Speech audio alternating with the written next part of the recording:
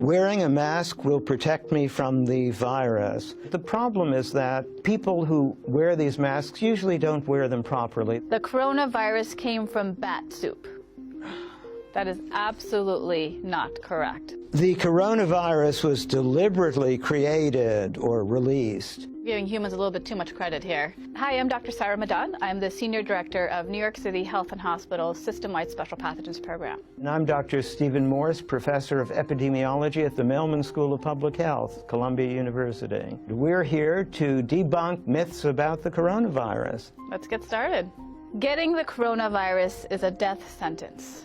Well, there's a lot we still don't know about the coronavirus disease, but based on the data that is coming out, it seems to be a mild type of viral infection. There's a 2% fatality rate and about 18 to 20% that may be in the critical condition range. And those 2% who die are the sickest. They're in the hospital already. So even those in the hospital have probably a 98% chance of surviving. So it's not a death sentence, I agree. It's not a death sentence. Only Chinese people have the coronavirus. Well, it started in China, but the reality is that it's everyone's virus. And if it gets far enough, just like the flu, it could be anywhere. Infectious disease do not respect boundaries or borders. And for that matter, everyone is susceptible. The coronavirus is the most dangerous virus. That is not true. There are a number of different viruses out there in the world. So let's just compare it to another type of virus. So you have the Ebola virus disease, which has a much higher fertility rate associated with it. I think the official count is now 6,000 recoveries. But you know, one of the funny things is that we don't usually report recoveries when someone is discharged from the hospital. So all those recoveries, probably there are many more on the way as well. Wearing a mask will protect me from the virus. A lot of people like to think so, and of course a mask gives you a sense of security, but the problem is that people who wear these masks usually don't wear them properly. They've never really been trained. They may not know what kind of mask to wear. So there's two types of masks. One, the simple or surgical mask that you see the general population wearing, and then there's another type of mask that healthcare workers wear. It's called the N95 mask, and it's a respirator, and it is able to filter particles that are airborne with 95% efficacy. And the one that healthcare workers wear, they have to go through what we call fit testing, and so to make sure they have a perfect seal. People who may think they want to wear an N95 find it very uncomfortable after a while, so even if it's well fit, it's then especially hard to breathe through. And the mask is really for those that are infected with the actual coronavirus disease, not so much for a healthy individual. So things that actually proven to be effective is washing your hands often, with 20 seconds, as well as obviously if you're sick, staying home. So a number of other public health measures that actually are proven to be extremely effective. The coronavirus came from bat soup. That is absolutely not correct. So what we know about the current coronavirus disease is that it started in Wuhan in a wet market where there's a number of different animals there. So there's a couple of different speculations out there, but not from somebody obviously consuming bat soup. But what we do know, obviously, is that once you actually get the coronavirus disease, the form of transmission is obviously through droplet spread. So coming in contact with somebody that is sick with the coronavirus disease, close contact with them, or contact with their droplets shortly after. You can get sick from a package sent from China. I think it's really highly unlikely when you consider the time it takes for a package to get from China. And right now, what we do know is that obviously these droplets that can contain the viron or the virus itself, it may not be able to survive outside the human body for very long. So even if it may, for example, come on a package or a box, depending on how long it's been there, it may not actually be able to survive outside. But we still don't know. Closing borders will stop the spread of the virus. These types of respiratory viruses, they don't respect borders, as we know. And it's not the fault of a government that this type of outbreak is starting or spreading. It's just the nature of the virus itself. Travel bans historically have proven not to be very effective. In fact, it seems that it was the opposite. They caused more fear, make more chaos. People were reluctant to actually come forward with actually reporting that they had the illness. The federal government does state non-essential travel should be restricted, obviously, to mainland China. That's the epicenter, and that's where there's a lot of community transmission. But outside of China, where you may see there's over 24 countries that actually are reporting to have coronavirus disease, if there is no community transmission, there is obviously no risk to the general public. But continue to look at Centers for Disease Control's website. They have a travel health advisory section that you can actually go to and put the name of the country, and it'll tell you the precautions. And as well as go to your healthcare provider, they can provide some travel guidance to you if you need to travel to various areas that may be reporting outbreaks of coronavirus disease. The virus only affects older people. Well, that's kind of half true. It affects everybody, even children. The older people, however, are the ones who are more likely to have severe disease or more serious disease. So all of us older people have to be careful, but it affects everybody.